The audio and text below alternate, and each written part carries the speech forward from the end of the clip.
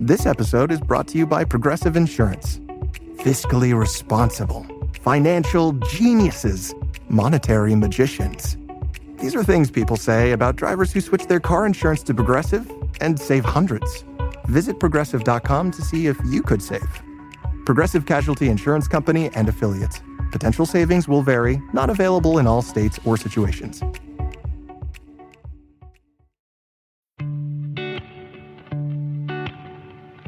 My name is Lily, and I've had hidradenitis suppurativa, HS, for years. I finally found some relief since taking Cosentyx. Relief means I can show up more. Cosentyx secukinumab is prescribed for adults with moderate to severe hidradenitis suppurativa, HS. Don't use if you're allergic to Cosentyx. Before starting, get checked for tuberculosis. An increased risk of infections and lowered ability to fight them may occur, like tuberculosis or other serious bacterial, fungal, or viral infections. Some are fatal. Tell your doctor if you have an infection or symptoms like fevers, sweats, chills, muscle aches, or cough, had a vaccine or plan to, or if inflammatory bowel disease symptoms develop or worsen. Serious allergic reactions and severe eczema-like skin reactions may occur. Learn more at 1-844-COSENTYX or Cosentyx.com. Ask your dermatologist about Cosentyx. Aaron Rodgers confirming he will join the Steelers, and he said he'll do so by minicamp. That begins June 10th. Christmas has come early for the Steelers. Aaron Rodgers has arrived. Rodgers, James, we've been waiting to hear this news for months now. We all thought it would happen. You know him personally. Obviously, you won a Super Bowl with him. You spoke to him. You said in private. Now that Aaron Rodgers has said in public, you had been told us this was going to happen, and now it's happened. But how good, James, because we all been waiting, how good will Aaron Rodgers make the Steelers? How good will the Steelers be? Well, they're a playoff team now, again. And once you get to the playoffs, anything can happen. We all know you just want to punch your ticket to the dance. They are a playoff team. Obviously, Aaron Rodgers, the four-time MVP, walks into this building. The starter and all them other dudes can take a deep breath and say, okay, we can learn now from Aaron Rodgers. Coach Tomlin should have a smile on his face this morning because now your team has a chance to compete. A couple days ago, your team did not have a chance to compete. But Aaron Rodgers walking into that building, instantly you are a playoff team. You are going to get into the playoffs, and whatever may happen in those playoffs may happen. But I believe Aaron Rodgers still has a lot of good football left in him at a really good level. I mean, you look at him last year, 28 touchdown passes, almost 4,000 yards passing. I think he has a lot of good football left in him. I think this relationship with him and Coach Tomlin is going to be phenomenal. Aaron used to talk about Coach Tomlin all the time. He respects the heck out of Coach Tomlin. I think this is going to be a really good fit when you talk about coach to quarterback. I think it's going to be really good. I'm excited for the Steelers, man, for the Steelers to have a chance to go out there and compete with Aaron Rodgers and take the field knowing that you got a chance to win. I can't. What you so excited for? You said all that to say nothing, man. I just told you. Listen, I'm going to just be honest. You said that now everybody's excited about the play. They always go to the playoffs. Can't be excited about something you always do. That's it. Aaron Rodgers is what, turning 41 years old? 41, yeah. Or is he already 41, turning 42? You know him better than I know. I think we stuck on the old Aaron Rodgers. Even just the way like we follow his path. Is he signing with him? Is he not signing with him? And it's like, since when we do all this for a 41-year-old quarterback? Yeah. It ain't Tom Brady. Yeah. If Tom Brady was coming to Steelers, yo, man, we about to see something we haven't seen before. You seen Aaron Rodgers before. You seen him with Russell Wilson. Seen him with Kenny Pickett. He'll take their team to the playoffs. Now, it might look a little different. Yep. Might be a nice little sidearm pass. It might be 40-yard bomb. The DK might look different. It's going to look different. It's going to be the same results. And I think that we're not saying like he is not getting better at 41. And the team you with, did the offensive line get better? No. The running game, did that get better? No. Maybe, I guess you got better wide receiver, depending on how you look at DK, you look at Pickett. How you look at defense. Did defense get better? No. Yeah. Not really. Because your best player, he's still out. We should try to, they going to work that deal out with TJ Watt. All I'm saying is, when I watched the Steelers last year, they had bad defensive play, bad running game, bad O-line play. That's not really changing that much. And if you bring in a 41, 42-year-old quarterback, you think it's going to be a difference? The only difference is maybe it's going to look different, but it's going to be the same results. Good. Playoffs, because they always do playoffs with anybody, Kenny Pickett, Russell, whoever you want. But that's it. That's all. Yeah. That's all. Playoffs is going to be a stretch, I think. I mean, 9-10 wins maybe, but third in their division. Ravens are winning it. I think the Bengals are going to be better. Steelers, and then you got the Browns. So third in your division in the AFC North, I don't think it makes you to a playoffs. Now, they're not going to be all world beaters because Rodgers signed. I do think they're going to be better than what they were. I thought they were a 5-6 win team with Mason Rudolph and Will Howard. So at least they have the quarterback figured out. But they lost their leading passer, they lost their leading rusher, and they lost their leading receiver this offseason. There's a lot of holes there. Aaron Rodgers fills one of them. The last 3 times that had happened where a team had lost their passer, rusher, and receiver all leading the team, those teams finished 2-15, 3-13, 5-11. That dates back to 2018. So I don't know what we're seeing here because, like Shady said, the defense has not gotten better, in my opinion. And then you lose your leading passer, rusher, and receiver. It just doesn't make a lot of sense that they're just going to be all world beaters. Now, Aaron Rodgers might have some flashes. They might be some fool's gold in there. But I'm really interested to break it down what the relationship between Arthur Smith and Aaron Rodgers is going to be like.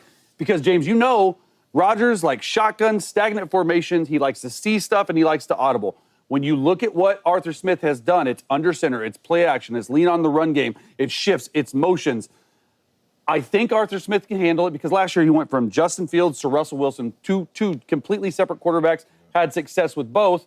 And this is the hope that Steelers fans should have, is that he did turn around Ryan Tannehill's career in Tennessee. So there is that dynamic, and I'm glad he signed here, so at least he can maybe be on the field. But, guys, I just don't see this being more than 9 to 10 wins. He makes them better, obviously. He gives them hope, obviously. Shady, James, and myself, we were having a conversation, I won't say who with the athlete, but with the current NFL player who's on a team right now that's kind of quarterback-less. He's been a veteran in the NFL, played some really good football, probably going to go into the Hall of Fame. And he was just talking about how he lacks hope in this season right now because they ain't got a Q. True. They got young Qs, they got ambiguous Qs, but they ain't got a quarterback. At least now, T.J. Watt, Patrick Queen, Minkah Fitzpatrick, Darius Slay, at least now the veteran defensive players on that team have hope going into that team. Yes, Cam Hayward, excuse me for that absence and that omission. At least they got hope. I think they're a 10-win team. I'm kind of with Chase. I'm kind of with Shady. I give them one more win than Chase. I give them the same. They'll make the playoffs, and I think they'll lose in the playoffs like Shady. They have hope, though, and that matters. But, James, what you would have to convince me of is even Vegas didn't move their over-under spread of winning 8.5 games after Aaron Rodgers signed. So Vegas, like Shady, doesn't think that Aaron Rodgers is going to make that substantial of a difference. Do you think now Rodgers will get them to playoff win? Not even win. 2016. Well, I mean, that's tough to say, and that's why I just said playoffs. Because, and I didn't say playoff win because even though Aaron is my guy, and y'all know how I believe in Aaron Rodgers, the last 2 seasons he hasn't delivered that.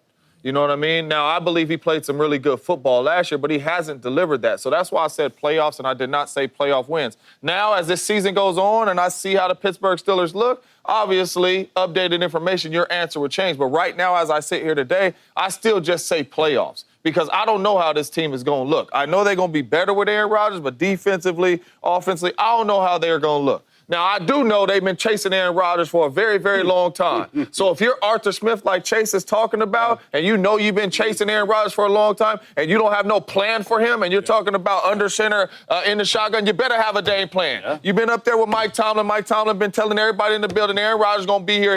He coming around the corner. All right? So if you don't have a plan for him, that's on you.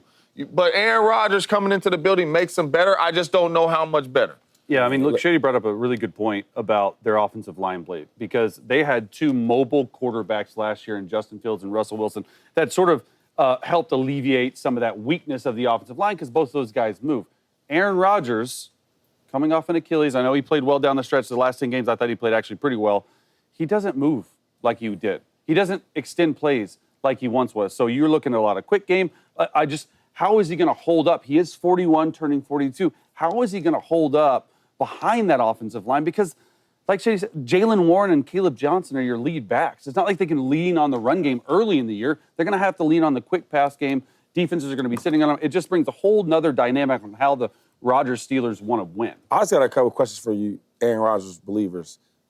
I guess James I'm talking to. I got the answers. Before the year started, would you have said the Jets team was probably better than the Steelers team? Last year? Last year. Take your time. Take your time. Take your time. I can help you out because I watched you say, hold up, before you answer, because I watched you say that you thought the Jets would win that division. You thought the Jets would win that division. You thought, that's what you thought. The first year before Aaron tore his Achilles, that year. Not last year, 2 years ago. Last year when Aaron Rodgers was the quarterback, I'm a quarterback. Yeah. You said first year I said you said that they was going to win the division. The first year. for the Achilles. But you thought the Jets last year were better than the Steelers. Oh, man. Can you stop this? The Jets last year better than The Jets was better than Steelers last year. Before the year started, you thought they were. No. You know what it is. All I'm saying is Aaron Rodgers' name is so big. I think we do this in all sports. You ever see like a big signing from an NBA player and his name? Like, yo, we about to get, but you getting the name. Yeah. You're not getting that old player you're thinking about. Even when you say he's going to do better with the Steelers, where? Maybe two or three more touchdown passes, maybe 200 or 300 yards in a passing game. It's going to be the same results. And then we watched Aaron Rodgers, for him to be that good, and I think he had a better team last year with the Jets. We all can say that the Jets team was better than the Steelers, roster-wise. Yeah. Bro, the brother won 5 games. Yeah. And we having a whole-blown conversation. Yeah. We having a waiting deadline, right, celebration on winning signs to the Steelers. And my man won 5 games last year, and we having a conversation about it. And you know why that is? Because his name is so big. Because it ain't his play no more. For sure. It ain't the wins. It ain't him in the postseason. It's none of that. Polarizing. It's about him and his name and the stuff he used to do. But see, that's where I disagree with you, because you're going straight to the Jets and the wins, and you're not going to what Aaron Rodgers looked like last year as a quarterback. If you watch, and no, I'm being dead serious. If you watch Aaron Rodgers play quarterback last year, all these dudes that's getting paid and getting contracts and all that, Aaron Rodgers had a year just like them dudes, if not better. Aaron Rodgers had a better year than Patty Mahomes. It's just the team was better and they won games. But if you're just looking at the individual player, how he played, Aaron Rodgers did not play bad football like that. Now, wins-wise, the team was bad, yes. But when you talk about Aaron Rodgers, the player they signed, the whole Jets ain't coming to Pittsburgh. I get that. Aaron Rodgers coming to Pittsburgh. But I know this. I work on a show with you every single day. Yes, you do. And I'm here with you. And we hear each other's takes. Yes. And I always hear you talk about quarterbacks with the stats and where they played, and you talk about their wins and losses. I understand. But when we talk about your homeboy, you leave out all the other stuff. No, I don't, because if you ask me, I watch you talk about Joe, because I do the Joe Burrow the same way. Yeah. Joe Burrow, you so nice, you do this, you do that, but you ain't winning. But what I'm saying, so when it come in, I need you to give me the same and that was the Jets last year. I had that they're not winning. If Joe Burrow went to the Pittsburgh Steelers, I would be saying the Pittsburgh Steelers going to be a heck of a team. Joe Burrow, the Bengals ain't coming. Last year, Aaron Rodgers and the Jets were not a good football team. I know that. I ain't ducked and dodged that. But Aaron has played well. You got real homeboys.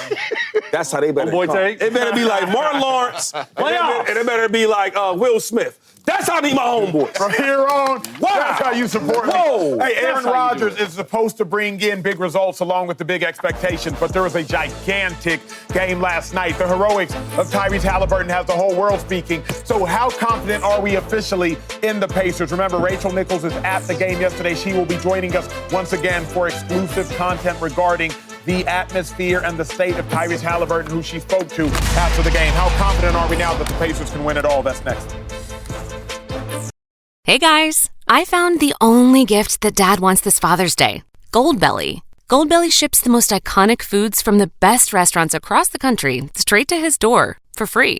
Let him relax and enjoy award-winning barbecue from Texas, epic deep dish pizza from Chicago, or colossal pastrami sandwiches from New York. Make Dad feel like an absolute legend this Father's Day and go to goldbelly.com to get 20% off your first order with promo code DAD. That's goldbelly.com, code DAD.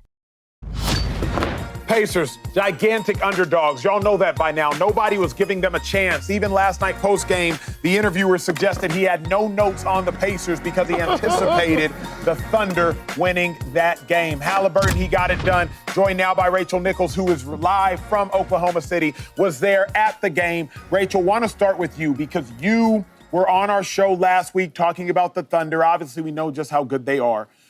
But now that the Pacers got the W, how confident are you that the Pacers have swung the pendulum completely and can win the series? Look, I would still pick the Thunder to win this series because they are still the better team for all the reasons we thought going in.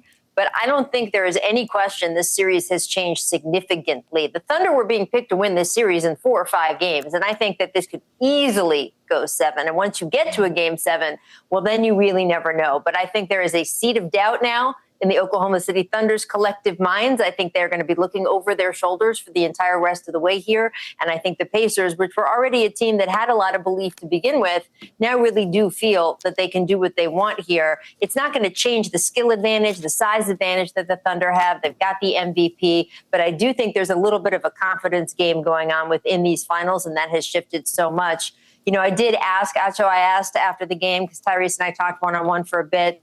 I asked him if he'd bought a lottery ticket at all this spring. He said the Mega Millions, not yet, but maybe after the finals. That's a good question. I'm starting to think, Rachel, that we're all idiots. All of us. I'm starting to think that way because we all collectively agree on the same thing.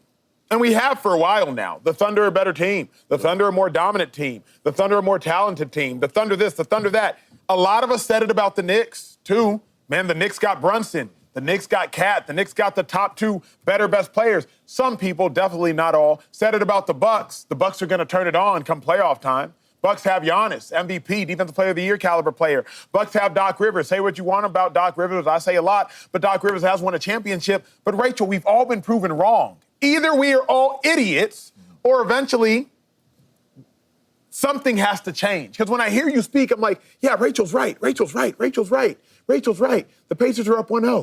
It just doesn't make sense. It doesn't make sense. I'm with you. I say all that to say I'm with you. I still think the Thunder are going to win the series. I still think the Thunder are probably going to win the series in 6, maybe 7. But how dumb must I be to continue to say the Thunder are going to win the series when the Pacers are winning, when the Pacers did it last series, the series before, the Pacers have a better playoff record than the Thunder, and the Pacers just beat the Thunder. I can't say it confidently, but I'm telling you I'm locking arms with you and saying the same thing. I'm with you, Rachel. Shady, where do you stand? How confident are you the Pacers winning? How confident I am that the Pacers win the finals now? No. I'm not confident at all, actually. I didn't even lose no sleep. They lost, turned the game off. They lost the game. Rachel, they lost the game. Rachel, what happens? Because we've seen this before, like a lot. Like I think when everybody's like, oh man, anticipating the dominance of a team and it don't work out that way, it's like you don't lose faith because you know how good that team is. The reason why we feel so confident about the Thunder is because the things that they do, the way that they play, how well they're coached, the way they play on defense, how they got an MVP on their team. All these things is why we are super confident about the Thunder. Now, they lost, and it's a whole series, right? Now, OKC got to win 4 games. Pacers got to win 3 games. That's how it works. I'm just more confident that they will get 4 before the Pacers get 3. That's simple as that. Yeah, I'm with you. I have zero confidence still in the Indiana. Zero. Yeah, like, you know what? Like minus point now. Yeah. Like how? Like, you're still an incredibly intelligent individual who I've worked next to every day for maybe 3 years now. How can you watch that game and say you have zero confidence? The same way you watched it and just said all that and said, I'm locking arms with you, Rachel. That's how, man. Listen, if the Pacers win this series, this will be the greatest run ever in NBA history. Before I was even alive, when basketball still was, it'll be the greatest run ever, man. That is why none of us are confident, because we are witnessing something that you really don't never see. 4 buzzer beaters to win game 1s and all. You don't never really see that. It's not a really lot of star power on the Pacers team. It's a lot of dudes that get it done as a team, and kudos to them. But for them to beat this OKC Thunder team, again, I don't expect more buzzer beaters. I definitely don't expect them to dominate them and win games. I just do not see how they win 3 more games, whether they're at home, whether they're on the road. I don't know how they find a way to win 3 more games, knowing how good the OKC Thunder is. That's why we're all locking arms. That's why this is very shocking that they got game 1, because we didn't expect this. And I don't know how to expect 3 more. I just can't see it. Rachel, if I may be honest, I would suggest you've probably forgotten more basketball than more people know. So if I can preface with that, I want you to take a look at something. Colvin, can Rachel see full screens? Rachel, take a look at this, because I want you to bring context to the viewer of what are we witnessing with Tyrese Halliburton. These are the most game-winning and game-tying field goals in the history, of playoff basketball. LeBron James, who has played for 20-plus years, he has 8. Then Reggie Miller, the late great, emphasis on great, Kobe Bryant with 5. And Tyrese Halliburton, his embryonic career, already has 5. 4 in this postseason alone. You've forgotten more than we remember, but please tap into all that you remember. What are we witnessing with Tyrese Halliburton in real time? No, I mean, there hasn't been a game-winning shot like this in the finals since the Michael Jordan pull-up, right, in Utah. I mean, we've got so many markers to tell us that this is greatness that we are seeing right now. And it's the kind of greatness we love. I mean, it's why Steph Curry captured the imagination when he did and was starting his run with those huge shots. These game-winning rainbow shots that we are seeing from Tyrese Halliburton that just keep going in. Someone did the math last night, and this is a crazy stat, guys, that if you sort of do the calculation of how unlikely each shot was that he's hit these game winners along the way in this playoff series, where the scores were, what the percentage of winning was, how late in the clock that they were, it is a 1 in 75 million chance that they have done this now and that he has done this 4 times. That is just, as you said, odds you don't see, things that should not happen. Rachel, I got to cut you off. Rachel, I got to cut you off. I got to cut you off. I got it because I'm thinking, is this luck? Is this chance? Or is Halliburton just that good? And we don't know it yet, but we'll know it in 10 years, right? When Tom Brady in 2001 was leading wins versus the Raiders and everybody was like, it's luck, it's this kid, it's this and that. We didn't realize Tom Brady was going to go on to be the greatest quarterback of all time. When Mahomes threw for 50 passing touchdowns in his first season as a starter, but it's his first season, people get time to look at film on him. We didn't realize, no, what we're witnessing is actually the greatest or second greatest quarterback when he ends up being all said and done of the generation. Right now, for Halliburton, somebody who we don't esteem as an all-time great, obviously, and he doesn't have the resume to accompany it, we're just like, lucky shots, 1 in 75 million. But what if Halliburton is just beginning an all-time great career and we are living in the middle of it in the very early stages? You've seen careers start, you've seen careers end. You've seen Michael Jordan at his pinnacle, all the things. Is this luck? Or is it just like, no, Halliburton actually might just be the next great player, the most clutch we've ever seen? Yeah, I don't think it's luck. I wouldn't say it's luck at all. You can't do this as many times as he's done it. It is an innate sense of the moment and the skill to back it up.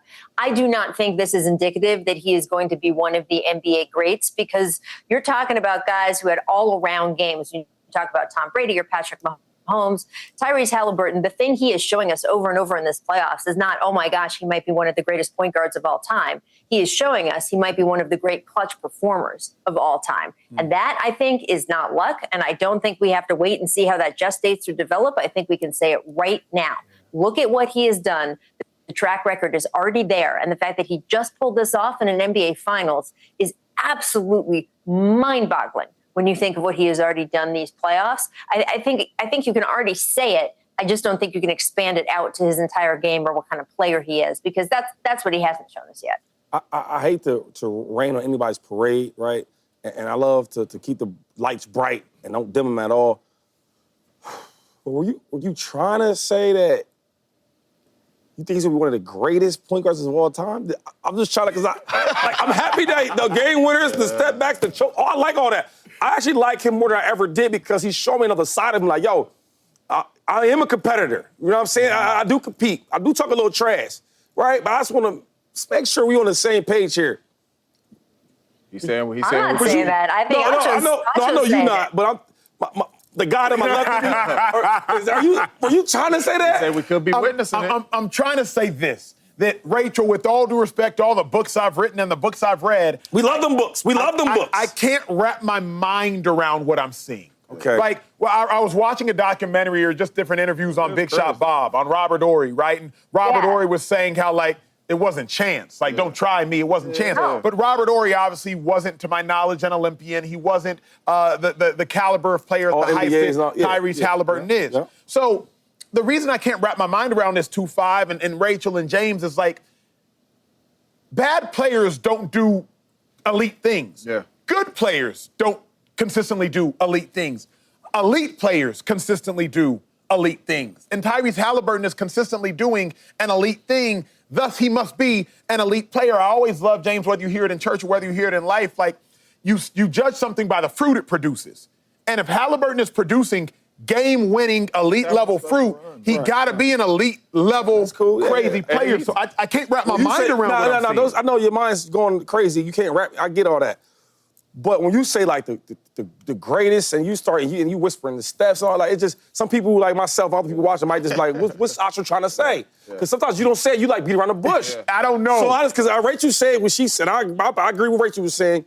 James would. Yeah. I'm not with Acho. Okay, all right. Don't be. Because truth be told, like I'm in a dissonant position right now. I don't know where I am. I know where you're trying to go, and that's the tough position we're all in. And that door is closed, though. When you go in, that door is closed. That's the tough position we're in right now because we are seeing this dude hit buzzer beater after buzzer beater. But we also are seeing this dude score 8 points, and we also seen him score 14 points last night. It just happened to be, the biggest one was the game winner. Now, Shady don't believe in luck like me. I believe you need luck.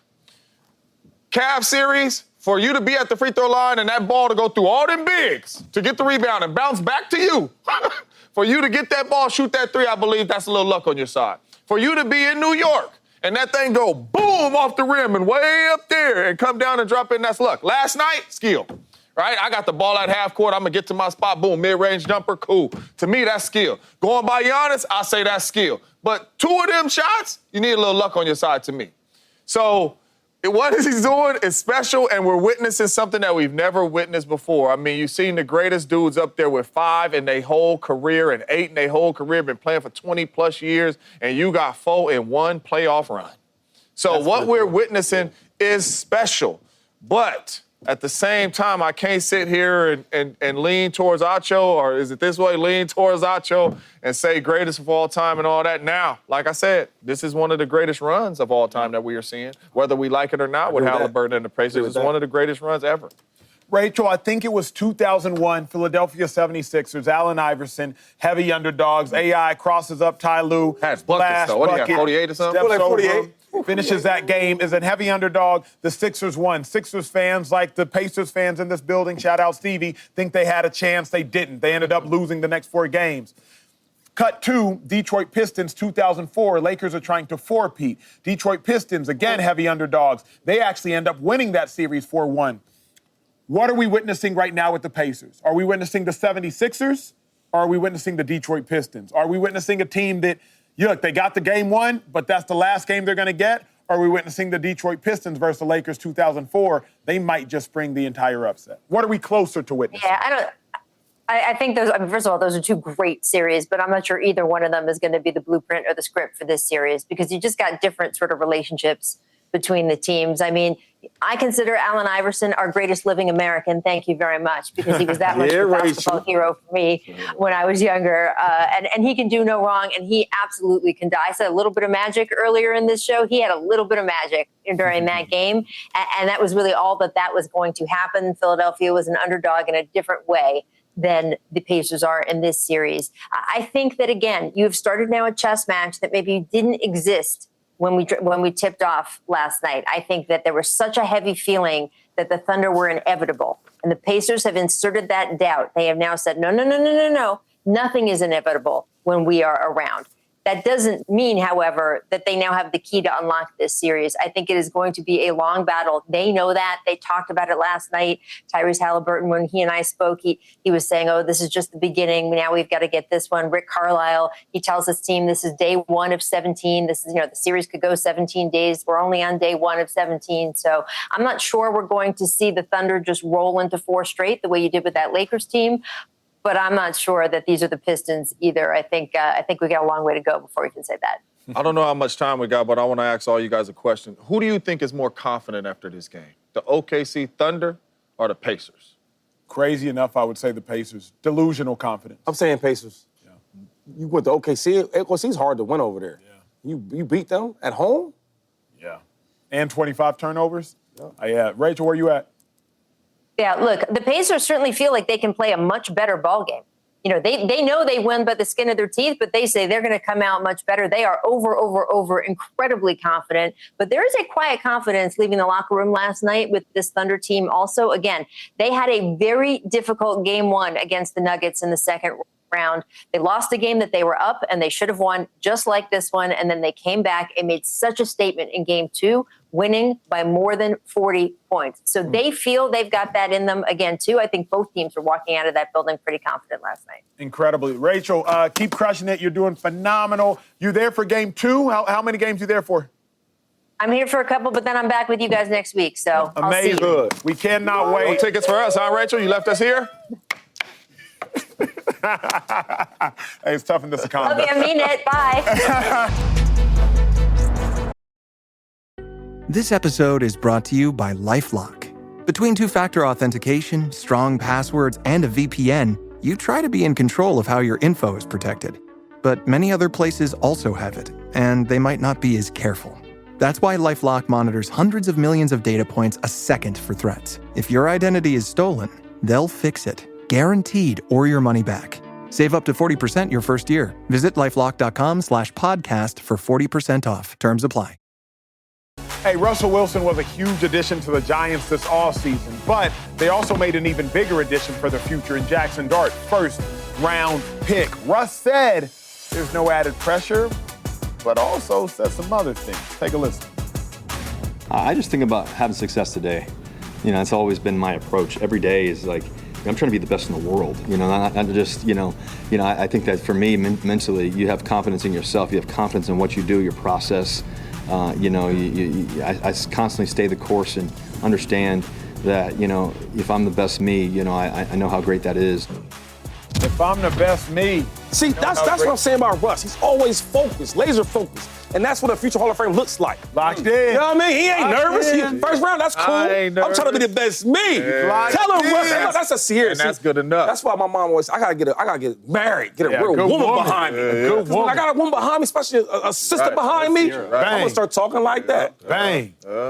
Any sister that's looking for a good gentleman, good husband, I'm available. And she'll keep it a buck with you, too, Hello. Thanks, Russ. I need that, Russ. Thank you. Tripping on the show. Chase, be available to give us this tape. What was the question? Should Russell Wilson be worried about the rookie first-round pick Jaxson Dart taking a starting job? So I look at it in two ways, this question. One, as a competitor, absolutely not. Never look over your shoulder. You're Russell Wilson, man. You've won a Super Bowl. You're going to go to the Hall of Fame, I think. Multiple Pro Bowls, all this stuff. So you're never looking over your shoulder. And I like the way Russ is competing against himself. He's like, I'm not looking over. I'm trying to get better as a quarterback, because we have a lot of people, especially me on this desk, that are like, hey, you don't know if you can do it. Now, on the other hand, do I think he should worry about this actually happening? Yeah, absolutely. Like, if I'm the analyst hat, I'm going to tell you, hey, the average week that a rookie quarterback starts since 2020? First-round pick. Week 3, first-round pick. It's week 3. Now, I don't think that's going to happen with Russ. I don't think they're in the position right now. I don't think Jaxson Dart's ready to start week 3. All that tells me is eventually it's going to happen, unless Russ is playing at the top of his game, unless the Giants are in the playoff run, unless they're trying to do something that a lot of people don't think they can do. They have one of the toughest schedules in the league. So I think the odds of him actually being able to play a whole season, it's low, because I don't have as much faith as maybe James does in the Giants itself. Look, the Giants may surprise some people with how good their offense is, and I hope it is. I hope it is. So I look at it from a competitor, never look over your shoulder. Then I look at it from a realistic, probably standpoint that history has proven right. I'm like, yeah, you should worry a little bit. Yeah. I have that he should worry. But then I was thinking about it. Russ can't worry because Russ don't play bad. His teams don't always win, but Russ don't play bad. He's been on 3 different teams in the last 4 years. He has 83 touchdowns and 30 interceptions. A 3-to-1 nearly touchdown interception ratio. If Russ has a 3-to-1 touchdown interception ratio during the course of the season, it will be very hard to bench him. So, his team, he just doesn't play bad. Now, where I differ again from James is I don't know that the Giants are going to win a whole bunch of games. And if they don't win a whole bunch of games, you might just bench him for the sake of trying to change it up, just see what you can do, in the same way that the Denver Broncos did. But Russ just doesn't play bad. So you going to bench Russ when he has 16 touchdowns, 4 picks? You going to bench Russ when he has 20 touchdowns, 6 interceptions? Giants might be 3-6, but, it's going to be hard to bench Russ when he's playing that good, and Malik Neighbors is going to have to speak up and be like, hey, how do you feel about them benching Russ for Jaxson Dart? I don't think Russ should worry for that reason. Yeah. Did you see that interview he just had? Yeah. I did. Yeah. Do he look worried? He's not worried. Do he look worried? He's not worried. He ain't worried about no Jaxson Dart. Man, stop playing with him. Now, if it was Shedeur Sanders, he might be, but it's not him. And while y'all playing around, beating around the bush, Is Jaxson Dart the number 2 quarterback on the roster? No, he's not. Jameis. He's the 3rd. Jameis is number 2. Yeah, man. Hey, wait your turn. Wait your turn. I think Russ is super excited, man. I think he's confident just because of his talent and how good he is and what he's already did in his career. But also, you got Brian Daboll. Yeah, I ain't got no slappy coach over here. That guy he needs me to go out here and do. Nah, he gonna help me out. And I think together is which builds the confidence. You have a really good quarterback who's super experienced, is going to the Hall of Fame eventually. And then you got a really good, smart, guru type of offensive-minded coach with Brian Daboll. They're going to do some great things together. And then you add in Malik Neighbors? Yeah. Man, okay. Yeah. Russ, do your thing, Russ. Do your thing. And do your dance, Russ. Well, he don't really dance, huh? You know what? Screw touchdowns. Because dancing got you in trouble anyway. You start dancing, he's Mr. Dangerous. Yeah, just leave that alone. But he's done with that. Yeah. Thank God. Worrying and looking over your shoulder is different. Uh-oh. Okay. Worrying and looking over your shoulder. Okay, tell me about it. Worrying is, I know this dude ain't better than me, so I ain't worried about him. Or worrying is, man, this young boy is like that. I need to be worried a little bit. So he shouldn't be worried because he's not better. Jaxson Dart's not better than Russell Wilson, so you shouldn't worry. I'm better than you. But you should absolutely be peeking over that shoulder. James is coming around. No, I'm just saying, peeking over the shoulder is different. Like Aaron Rodgers said, Aaron Rodgers was a 2-time MVP, a Super Bowl champion, and a Super Bowl MVP. And when they drafted Jordan Love, around the same area they drafted Jaxson Dart, he said, this changes everything because he's going to have to play. Beginning of the end. Who knows when he's going to have to play, but he's going to have to play. If you're a first-round quarterback and you are a veteran quarterback, you absolutely should be peeking over your shoulder. Worried, Aaron Rodgers should have not been worried because he knows Jordan Love ain't messing with him as a football player. Russell Wilson, Jaxson Dart ain't messing with you as a quarterback right now. As a football player, you should not be worried. But you for sure. Just actually one question. Because you have a point. It's a little peek. That's all I'm saying. It's the business of football, right? Thank you. That's all I'm But I getting will at. say this. I remember when Aaron Rodgers was on the same team with Jordan Love and Aaron Rodgers gets hurt or something like that. And Jordan Love had to go out there and play. And I was like, Aaron Rodgers is acting like a real cocky, like whatever. Why he acting like that? He's a first rounder, right? He ain't worried. You know why? Because he's seen him play in practice. He's seen him. And he had that game, and he looked awful. Jordan Love's first game. Y'all remember that? Against the Chiefs, he looked real bad. The next interview with Pat McAfee, he was in his feet on the desk. Yeah, well, you know how it is, fellas. Because he already knew. He couldn't mess with him. That's what I'm saying. So I think Russ saying what I'm saying. Worrying. Cool. I seen you play, young boy. You ain't ready yet. You ain't ready, young boy. That's a good answer, man. Hey, speaking of worry, I would suggest this. After being down 0-1, the Thunder might want to be worried. NBA Finals, Thunder, Shea's first time there, and 38 points wasn't enough to get the job done. 25 turnovers by the Pacers wasn't enough to get the job done. So is Game 2 already a must-win for a Thunder team that was as heavy a favorite as we've seen in the finals in over 5 years? That's next.